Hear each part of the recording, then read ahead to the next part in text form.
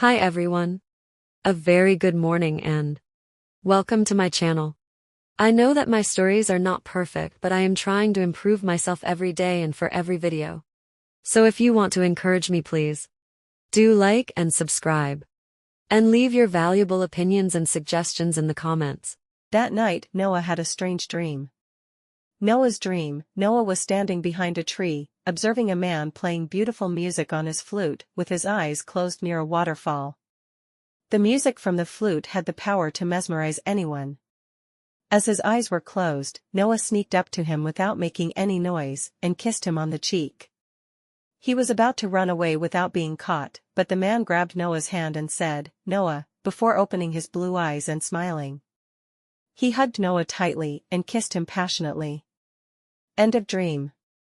Noah woke up early the next morning with a worried expression, his mind racing with different thoughts. What the heck was that dream?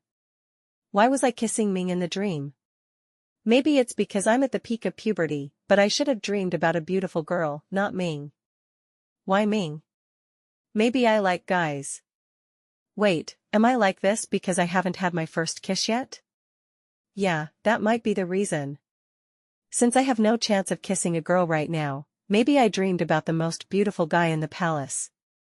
Wait, this reasoning is terrible. Maybe I dreamed about Ming because he's too handsome and good-looking. For now, I'll convince myself with this terrible reasoning and avoid Ming for a few days. Is it even possible to remember the dream this clearly? I can remember the music, the waterfalls, everything. That's not possible. Maybe this is part of the previous Noah's fantasies. Maybe Noah's soul hasn't completely left this body, and he might have loved Ming. He doesn't want to let go of these fantasies, so he's showing them to me. I think that's more convincing than my previous reasoning. Anyway, for now, it's better to avoid Ming for a few days and focus on yoga and physical exercise. Since I don't have work right now, maybe I'm having weird dreams. Noah started doing some yoga asanas. By the time Sua woke up to call Noah, he was attempting a halasana pose. Sua saw this and, thinking something might have possessed Noah, ran to him, crying, "Young master, why is this happening to you? Just a few days ago, you escaped death, and now someone must have possessed you." Upon hearing this, Noah sat up normally and thought, did Sua find out that I'm not her master? It's better to tell her everything. Sua, I am. Before Noah could finish his sentence, Sua looked at him, relieved, and said, "Master, are you all right? Thank God nothing happened to you. I thought you were possessed by some evil ghost." What evil ghost? Me? I'm not an evil ghost. Wait, I'm not a ghost at all. Noah's thoughts. Sua, don't worry, nothing happened to me. I'm just doing yoga. Yoga? What is that, master? You don't know yoga? It helps keep your body healthy and your mind fresh. You can join me too. Oh, is that so? But the poses look so weird. It would be embarrassing if anyone saw me doing them. Don't worry about those things.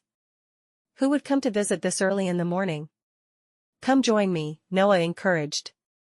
Though Sua was unwilling, she joined him reluctantly. At 11 a.m. in the imperial court, Ming was reading some documents when his personal eunuch informed him, "Your Majesty, Minister Chongmin has come to see you." "Let him in," Ming responded.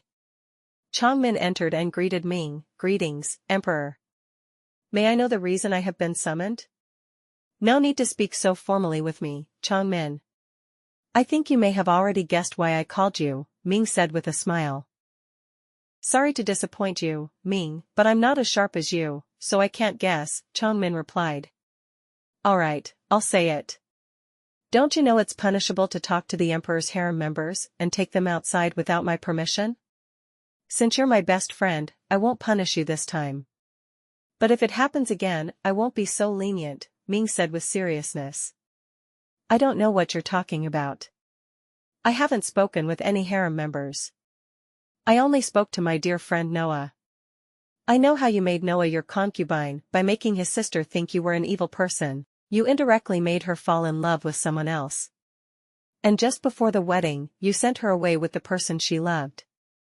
Even though I know all this, since you are my best friend and a good person, I thought Noah would be happy with you and that he wouldn't have to go to the war fields.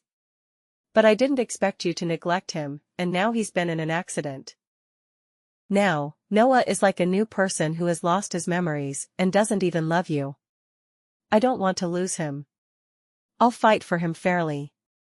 If he chooses me, I'll take him away with me, Chongmin said boldly. Upon hearing this, Ming thought, I didn't know you loved Noah this much. If I had known, I might have given him to you, since I've realized that the old Noah is not the one I've been searching for. But now, it's not possible as this Noah may be the person I am searching for a century. Ming looked at Chongmin and said, okay, I won't stop you. You can try to make Noah love you, but if he doesn't love you or if I find out that I'm in his heart, I won't sit still. Because that means he's my Noah. Ming said this with a burning intensity in his eyes and a smile on his lips, resembling a devil's grin. Noah, after having lunch, slept for some time since he hadn't slept well the previous night due to his dream. By the time he woke up, it was already evening. He wanted to go for a walk but Noah didn't want to meet Ming today. He was still thinking about his dream and wanted to avoid Ming for a few days. Noah told Yaoi that he was going for a walk and left without giving Yaoi a chance to follow him. The imperial palace was large, and without realizing it, time passed quickly as he roamed. This time, he remembered the route he had taken so he could reach his quarters safely. It had already become dark, and as he made his way back to his room, he saw Chongmin. Since Chongmin had received permission from the emperor to try to make Noah fall for him, it meant he was also allowed to visit Noah's quarters without worry. Chongmin was on his way to find Noah's room and was happy to unexpectedly meet him. Hi, Chongmin, how are you? Fine, how about you? Are you feeling well now? Did your memories return? I'm fine, but I still don't remember anything about my past. Why are you here, in the area where the emperor's women stay? You should leave before someone finds you. It's not right for you to be here, Noah said. Chongmin replied with a calm expression, it's fine, Noah. I already have permission from the emperor to visit you whenever I want. He added, after all, I'm your childhood friend. That's good. At least I can meet you frequently and pass the time, Noah said, as he remembered his dream and wanted to test whether he was attracted to guys. Without thinking, he hugged Chongmin and was relieved when he didn't feel anything. Chongmin was shocked by the sudden action, but he felt happy to receive the hug from Noah. To cover up the situation, Noah said, it's just a friendly hug. I'm happy to hear what you said, so I hugged you. Although Chongmin felt somewhat sad by Noah's response, he replied calmly, yeah, I know that, and they both started walking toward Noah's place. However, they didn't realize they were being watched by a pair of angry eyes. Ming had waited for Noah at their usual meeting place for a long time, but still hadn't seen him. He was on his way to his room when he saw Noah hugging Chongmin. This was the second time they had hugged in front of him, which made him very angry. But Ming didn't act on his feelings. He had already given permission to Chongmin, and he still didn't know whether this Noah was the person he had been searching for. He needed to confirm it first, so he quietly went to his room. Since it was already late in the evening, Chongmin simply left Noah at his place and said he would visit again tomorrow. Feeling hungry, Noah had dinner early and went to bed. That night, he had the same dream again.